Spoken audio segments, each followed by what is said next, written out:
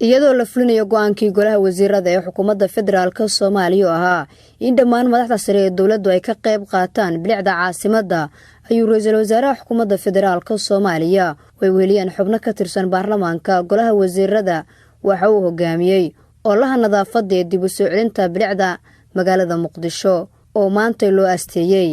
ra'iisul wasaaraha xukuumadda federaalka Soomaaliya mudane Xasan Cali Khayre iyo ciidamada qalabka sida ayaa ugu horeyn waxay ka bilaabeen olaha nadaafadda xarunta madaxtooyada qaranka halkaas oo ra'iisul wasaaraha xukuumadda federaalka Soomaaliya iyo ciidamada qalabka sida ay shaqaalaha kala qayb qaadanayeen harista iyo xaqinta xarunta oo qayb ka mid ah uu yaalay qashin aad u fara badan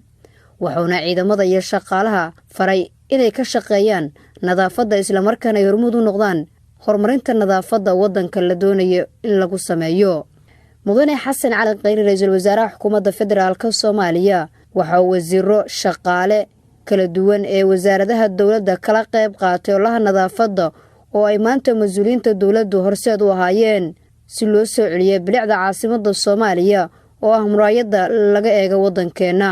ra'iisul wasaaraha xukuumadda federaalka Soomaaliya mudane Xasan Cali Khayre oo la hadlay dadka ka qayb qaadanayay olaha nadaafadda ayaa tilmaamay in dadka Soomaaliyeed guud ahaan looga baahan yahay inay ka shaqeeyaan horumarinta nadaafadda dalka taa oo aysan jirin cid gacan ku sii karta shacabka Soomaaliyeed ee maanta ka qayb galay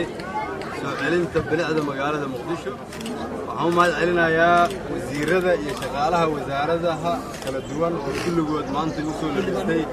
xildhibaanada senatarada u soo labistay inay nadiifiyaan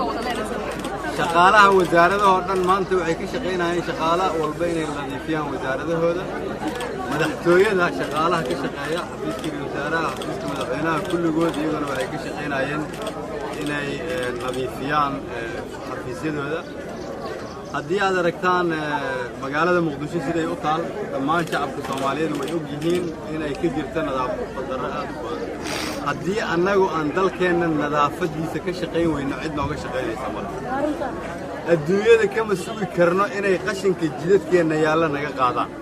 waa kuwan qaar ka mid ah xubnihii golaha wasiirada ee maanta ka qayb qaadanaya olaha nadaafadda ee dib u soo celinta bilicda caasimadda Soomaaliya Muqdisho kuwa oo sheegay inay diyaar u yihiin inay qayb weyn ka qaataan bilicda magaalada Muqdisho si dib loogu soo celin lahaa diinteena faraysana nadaafaddu ay tahay barka iimaamka marka arrin dawladda federaalka ay ku dhawaaqday iyo maamulka gobolka Banaadir ujeedada laga leeyahay ay tahay in caasimadda iyo magaalooyin kale dalka dhan ay noqdaan magaalooyin nadiif ah arrin aan aad u soo dhaweynayno inay maalin walba noqoto maalintii nadaafadda annaga waxaan joognaa hadda raadi Muqdisho agtiisa inaan maanta kala qayb galno shaqaalaha wasaaradda nadiifinta magaalada Muqdisho waxaan rajaynaynaa tallaabadan inay tahay tusaale wanaagsan mudane Xasan Cali Khayre ra'iisul wasaaraha dalka ayaa ugu baaqay dawlad goboleedyada maamulka gobolka Banaadir inay sameeyaan bil kasta maalinta Khamiista ee ugu dambaysa oo la nadaafado lagu hagaajinayo bilicda waddankeena si uu u noqdo mid looga daysado bilicda iyo nadaafadda madaxda maamul goboleedyada gudoomiyaha gobolka Banaadir iyo wasiirada iyo mas'uuliyiinta kale ee dalka oo dhan waxaan ugu baaqayaa in khamiis walba oo ah khamiista bisha dhamaadkeeda ugu dambaysa in la isu soo baxo meel walba oo Soomaaliya ka mid ah